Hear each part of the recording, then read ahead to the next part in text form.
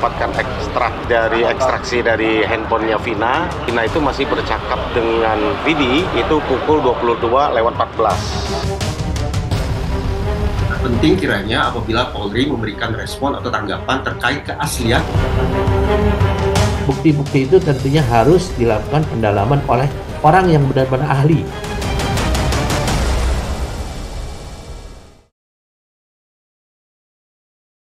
Setelah adanya putusan dari pra-peradilan Peggy Setiawan, kami mempertanyakan ke klien kami. Gimana menurut klien kami?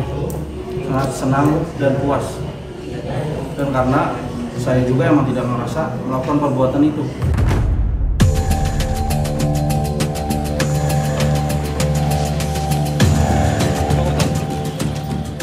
Genderang perang mencari keadilan terpidana kasus pembunuhan Vina dan Eki telah dimulai. Setelah 8 tahun berlalu, di saat banyak saksi baru mulai bermunculan, barulah kini saatnya para terpidana membuktikan bahwa mereka bukanlah pelakunya. Ada 3 hal, novum, kekhilapan hakim, dan juga satu dengan yang lain keputusan yang bertentangan, itu 3-tiganya kami dapatkan dan kami hadirkan. Berbekal amunisi bukti baru atau novum, para terpidana Rivaldi, Eko Ramdhani, Hadi Saputra, Jaya, Eka Sandi, dan Supriyanto mengaku siap berjuang di Pengadilan Negeri Cirebon, Jawa Barat. Novum yang kami sampaikan tentu yang sudah berkembang dan masyarakat sudah tahu tentang perubahan ceritanya Dede, karena semua peristiwa ini adalah dimulai dari ceritanya Aib dan Dede. Dengan Dede merubah cerita dan dicabutnya juga keterangan Liga Akbar, tentu ini akan merubah cerita. Dan mereka ini belum pernah dihadirkan di persidangan, makanya kami jadikan novum ini yang utama. Bahkan, pihak kuasa hukum 6 terpidana akan menguatkan dari bukti ekstrasi komunikasi. Dalam bukti ekstrasi komunikasi tersebut, salah satunya percakapan antara Vina dengan Widi dan Mega. Yang terbaru adalah tentang percakapannya Vina dengan Mega dan Widi. Nah, kami mendapatkan ekstraksi dari handphonenya Vina yang menguatkan peristiwa terakhir Vina itu masih bercakap dengan Vidi itu pukul 22:14 detik ke-10. Apakah bukti itu asli atau tidak? Masukan saya. Penting kiranya apabila Polri memberikan respon atau tanggapan terkait keaslian atau bahkan mungkin kepalsuan bukti komunikasi elektronik yang konon sudah ditemukan oleh Edwin Partogi tersebut. Agar tidak muncul kesan di publik bahwa sudah terjadi kerja yang tidak begitu profesional, adanya problem kecakapan, adanya masalah inkompetensi pada penyidik tahun 2016. Tak bisa dipungkiri, bebasnya Peggy Setiawan menjadi langkah awal membongkar adanya dugaan rekayasa pada kasus pembunuhan Vina dan Eki. Selain bebasnya Peggy, terungkapnya beberapa fakta tentang dugaan rekayasa kemudian memunculkan harapan bagi para terpidana lain yang selama ini tak pernah mendapatkan keadilan. Mereka adalah 6 terpidana yang kini mendekam seumur hidup di balik jeruji besi. Indikasi dugaan bahwa kematian Eki dan Vina bukanlah disebabkan oleh pembunuhan semakin menguat. Beberapa bukti foto kondisi jasad Eki dan Vina serta kendaraan yang digunakan saat itu menunjukkan indikasi jika keduanya tewas diduga akibat kecelakaan. Selain bukti foto, saksi-saksi baru yang bermunculan lalu semakin menguatkan bahwa Eki dan Vina tewas diduga karena kecelakaan. Salah satunya adalah Adi dan Ismail. 2 orang warga yang melihat kondisi diduga Vina dan Eki sesaat sebelum kecelakaan. Ya sekitar jam 10-an kalau itu. Ya kira-kira saya makan 4 atau 5 suapan lah. Itu ada orang ketawa-ketawa naik motor itu kan, ya kayak orang seneng lah gitu kan. Tapi pas ngelewatin saya itu oleng. langsung nge-strike itu kira-kira dari saya antara 30-25 meteran lah. Yang satu kan si cewek itu telungkep, yang saya inget tuh pakai jaket biru putih ya Bu, diikat sini Bu. Ya, motornya itu biru telur asin. Tuh. Terus di pinggirnya itu ada apa warna kuning. Saat itu berarti posisinya Bapak tuh jaraknya berapa meter dari sampai Bapak bisa detil sekali Ya, warnanya kuning, warnanya ini. Berapa ya? Jaraknya Bapak ke korban itu berapa meter? Paling setengah meter, semeter Bu. Saya gini Bu ya, berhenti. Saya boleh praktekin Bu. Ah, ini motor ya Bu. Saya dibonceng. Kan nggak turun Bu. Kaki anak saya gini, saya ngeliat. Saya cuma astagfirullahaladzim minalahi gitu. Jadi jelas gitu Bu. Yang perempuan di depan telungkup, yang laki di belakangnya. Bila kesaksian ini benar, maka diduga kuat ketujuh terpidana ini bukanlah pelaku pembunuhan. Hadirnya saksi musafir yang sedang duduk makan pada malam kejadian melihat persis apa yang terjadi. Detik demi detik dia lihat dan dia terangkan. Begitupun ada saksi Pak Ismail dengan anaknya Purnomo yang melintas malam itu juga di lokasi melihat, dan ceritanya sudah kami rangkai, sudah kami konfrontir, sudah kami sesuaikan dan akurat. Lantas, mampukah amunisi bukti baru atau novum terpidana kasus Vina dan Eki mampu merubah keadaan? Tadi ada yang menarik adalah bukti-bukti yang disampaikan. Selama ini beredar bahwa ada kesan seolah-olah bukti itu sudah dianggap sebagai bukti yang tidak terbantahkan. Padahal menurut ketentuan, bukti-bukti itu tentunya harus dilakukan pendalaman oleh orang yang benar-benar ahli. Contohnya ada beberapa mengatakan ini pasti kecelakaan lalu lintas. Saya pertanyakan statusnya. Ya, karena yang bisa menyatakan itu adalah memang betul-betul ahli-ahli yang memang memiliki sertifikasi dan pengetahuan di bidang kecelakaan lalu lintas. Yang di BAP juga yang saya baca, saya lihat tuh ya Bu, di sini itu menyatakan Andika Bu. Andika ini siapa gitu loh Bu. Kenapa dijadikan anak saya tumbal untuk Andika gitu. Kejam sekali.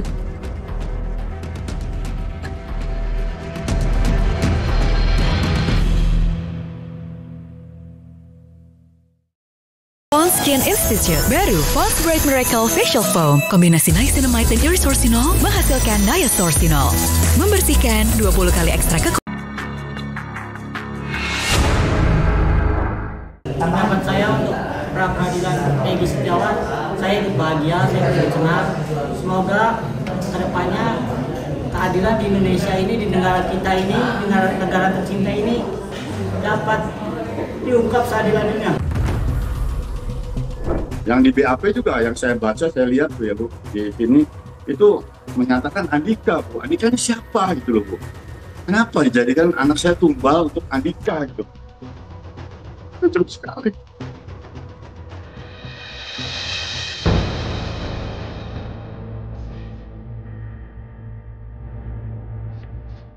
Dulu tak banyak yang percaya jika para terpidana kasus Vina dan Eki ini bukanlah orang yang melakukan pembunuhan.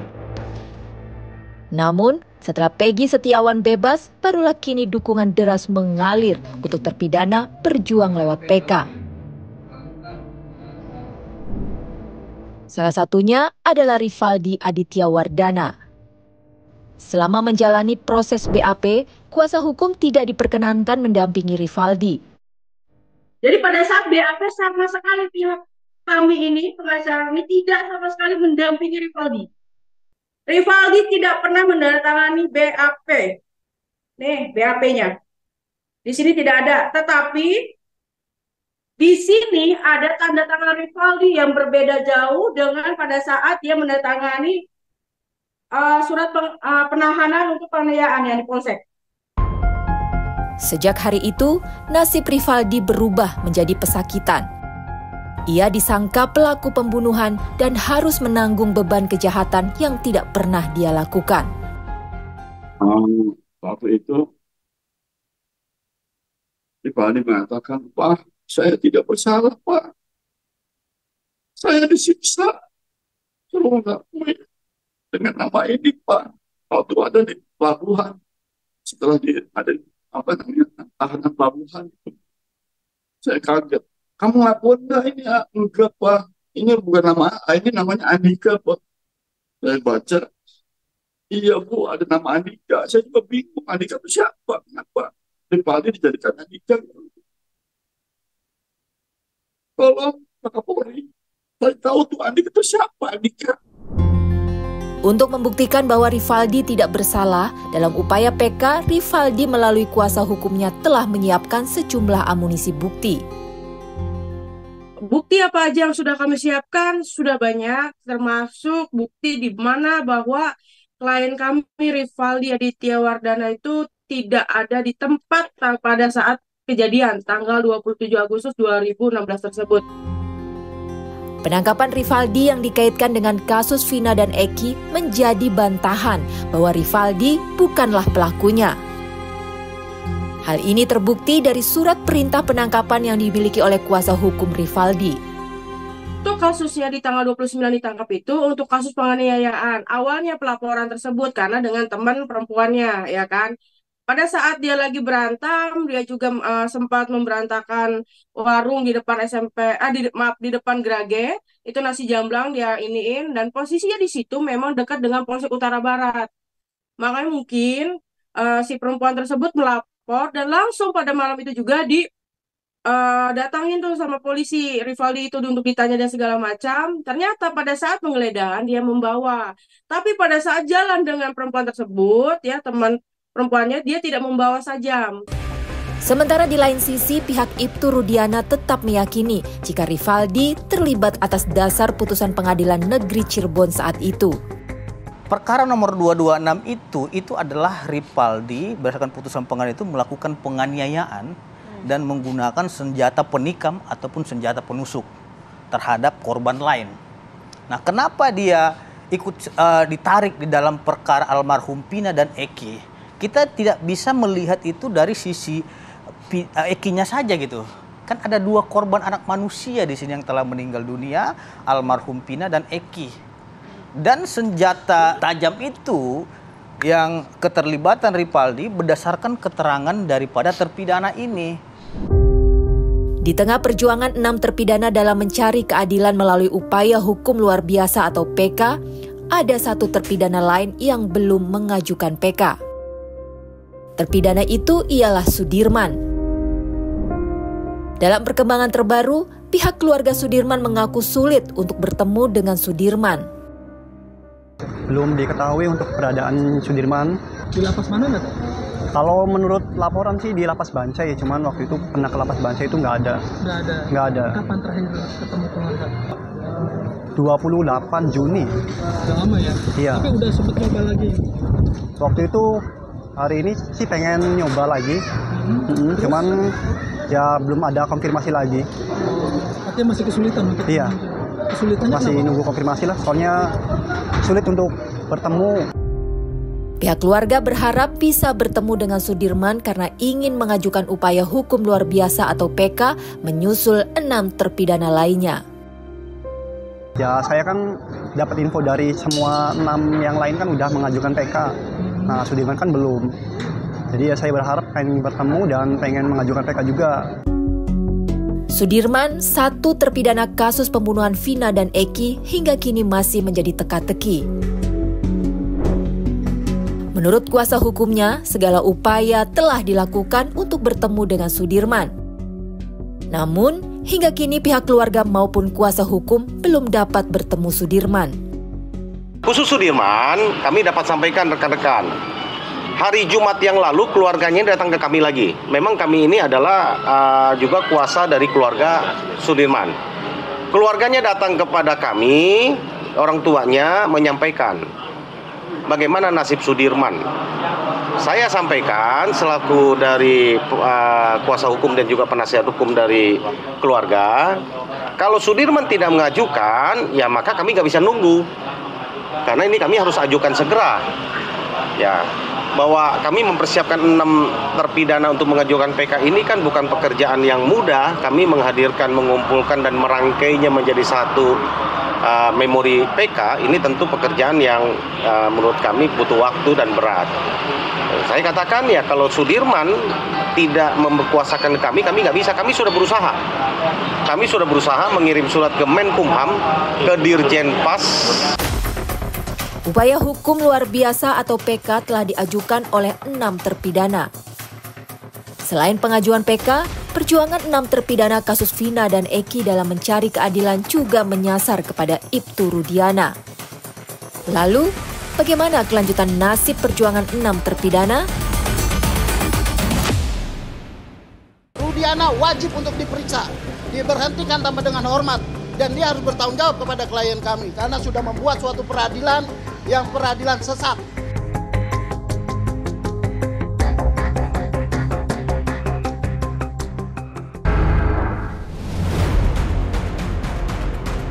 Perjuangan 6 terpidana dalam upaya bebas dari jeratan hukum kasus Vina dan Eki bukan hanya dilalui dengan upaya hukum luar biasa atau PK.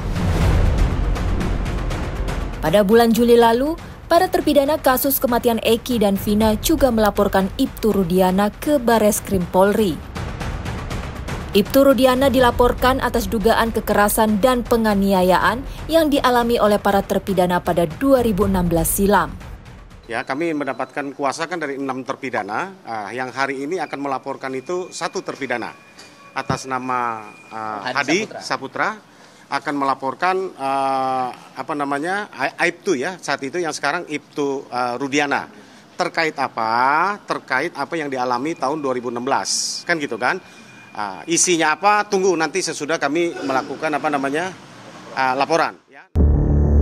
Dari laporan itu, pihak Ibtu Rudiana pun melawan. Propam Polri, Bareskrim, dan Itwasum juga telah memeriksa Bapak Ibtu Rudiana. Hasilnya Divisi Humas Mabes Polri melalui Pak Sandi menyampaikan tidak ada pelanggaran yang dilakukan oleh Bapak Ibtu Rudiana. Ya, sehingga ini sudah clear. Nah, kalaupun ini mau buat laporan polisi teman-teman, itu hak hukum mereka, silakan saja. Sementara, menurut Kabareskrim periode 2009 hingga 2011, dugaan penyiksaan yang dialami oleh para terpidana telah diperiksa sejak 2016 silam. Kekerasan itu sudah diproses pada tahun 2016, ya, di mana pada saat itu Ibtu Rudiana sendiri memberikan foto pada saat 8 terpidana itu diserahkan ke Polda.